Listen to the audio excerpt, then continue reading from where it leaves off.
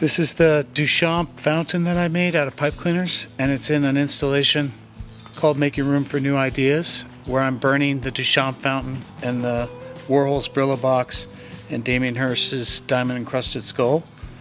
These are concept shoes that I made all out of pipe cleaners. My signature process of hand weaving pipe cleaners together to make these three-dimensional forms. I made a whole box, a shoe box, with a yellow top and an orange bottom, and fits together really nicely, totally engineered and designed that way. And then the shoes themselves are what I call concept shoes. They haven't actually been made by the company, but wanted to show what was possible and highlight the idea of the prototype and artist's invention. So here's the inside.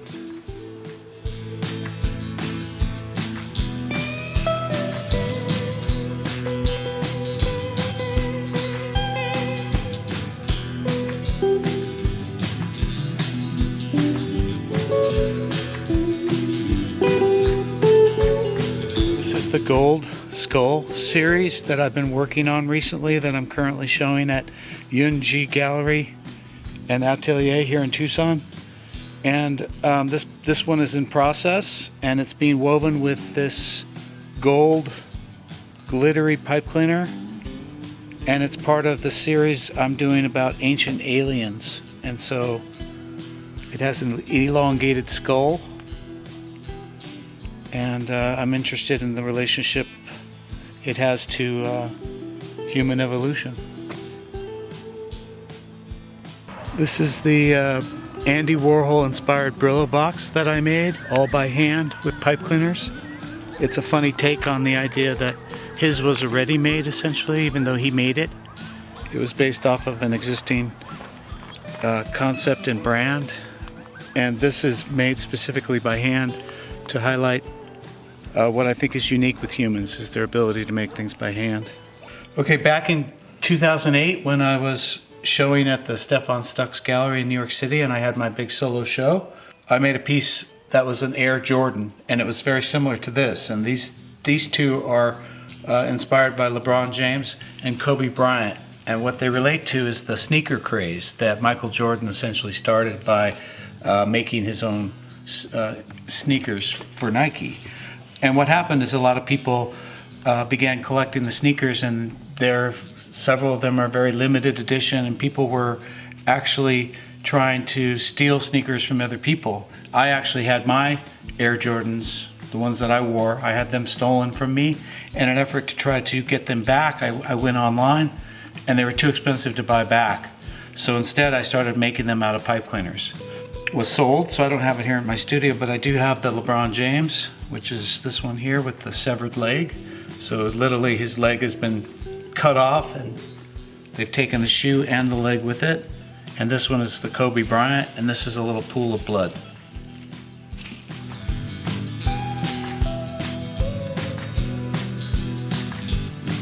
This is a piece that I made called Death of Imagination. And again, it's all made out of the woven pipe cleaners. It's about only giving the viewer partial narrative rather than the whole narrative. This also is the same thing, so I thought it'd be kind of cool to put them together in terms of being a partial narrative. This is called Earth Monster, and it's just this really crazy, wacky character, and it somehow got a bump on its head, and maybe it died from that, but also maybe it died from the fact that it also had its head chopped off. And I call it Earth Monster because I want the viewer to decide whether this is a good thing, this Earth Monster, or a bad thing. I like to imagine it as protecting the Earth, and then somebody went along and took its head off. So.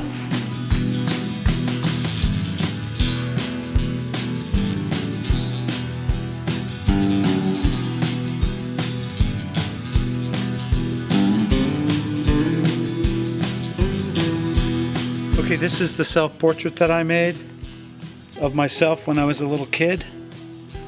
So it's a painting, even though it's made out of a sculptural process that I invented of using pipe cleaners to weave three-dimensional forms. This is actually all pipe cleaners. This is a gold glittery pipe cleaner that I use.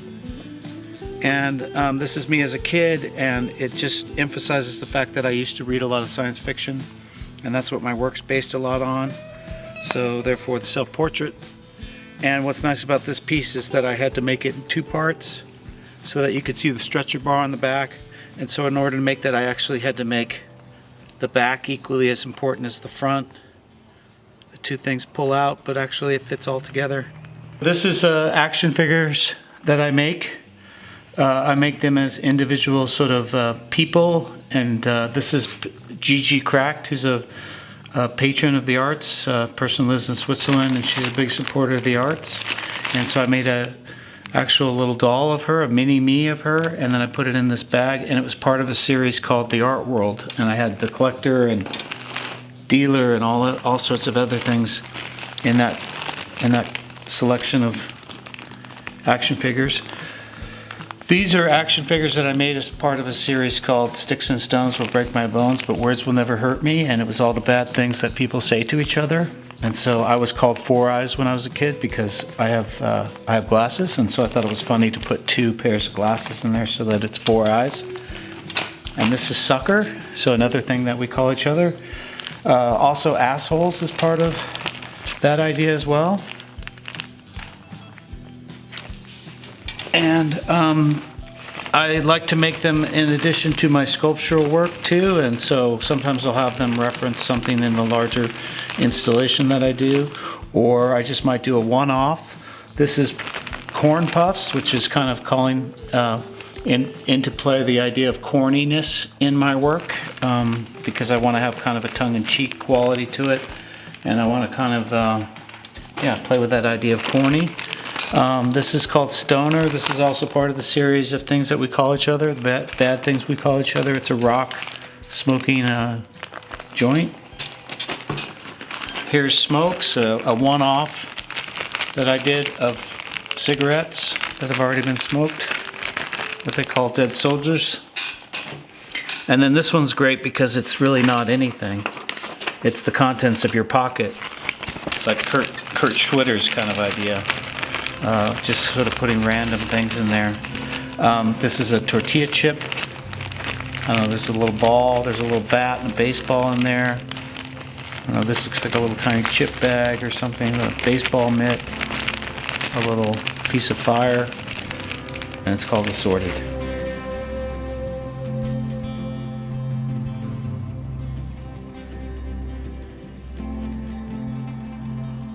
I made a series of works when I was at an art residency in Shanghai, China for 3 months.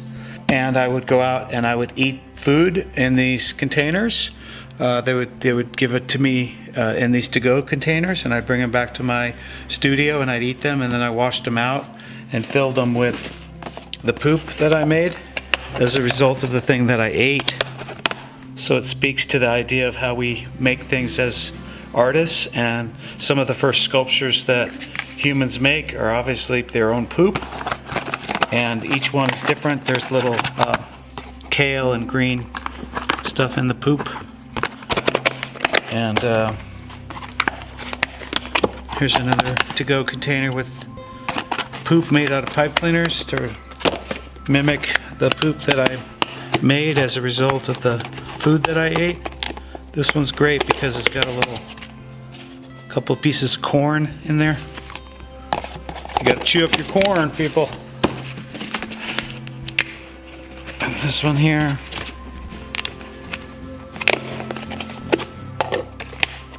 Oh, you can see those down there. And then these are the little peanut butter. I believe these were peanut butter containers. And those are all little pipe cleaner poops that I made. It's called Poop Group. The whole installation is called Poop Group.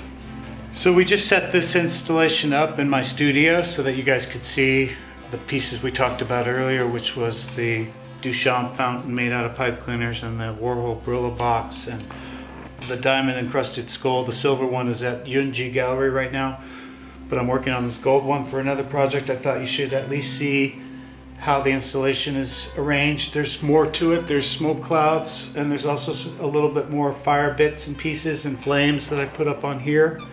But the whole idea is to kind of create this fire that's burning these very important artworks that have become a mainstay and staple of the art world, and made by men, and a lot of people have imitated and copied the works here and the style here. And so in an effort like the Futurists to try to gain new territory and new ground, I'm suggesting that you burn these art objects so that you can make room for new ideas. So the whole piece, the whole installation is called Making Room for New Ideas.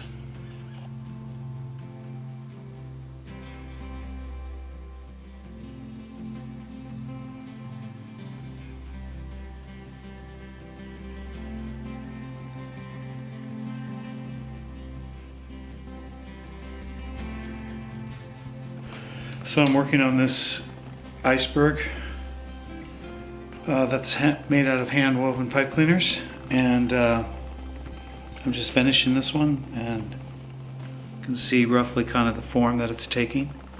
And here I'm going to just start where I left off last time, and I'm going to attach these two pipe cleaners together so that I can keep weaving pipe cleaners through on a kind of continuous line or continuous string, so that there's no loose ends or anything like that. And I'm just going to weave this through and kind of go over and under in an intuitive structural approach that I came up with. My mom was a fiber and textile artist, and she had an international art career, and she subscribed to Fiber Arts magazine, which I read whenever it came in to our house. And when I was in graduate school in New York, I was traveling around for a job that I was working at part-time, and I was going to school for painting, but I couldn't bring my paints or my canvas or anything on the road with me, so I needed something that was much more portable. And when I picked up pipe cleaners, I realized that they belonged to the world of fiber arts. So I was interested in what they might be able to, what I might be able to produce with the pipe cleaners. So I started to make small little figures when I was in graduate school at Hunter College in New York City. And my thesis teacher, Bob Swain, came into my studio and saw these little figures I made and said, wouldn't it be great if you could make something big for your thesis show? And so I did. And the solution that I came up with, that I invented on my own, was essentially kind of a weaving technique. And it takes a long time to make each object, but each object is very unique and obviously handmade. So it celebrates what humans are really good at, which is the ability to make things by hand. But this is essentially, after I map out the form, this is essentially what I do most of the time, is I just sit and weave these sculptures.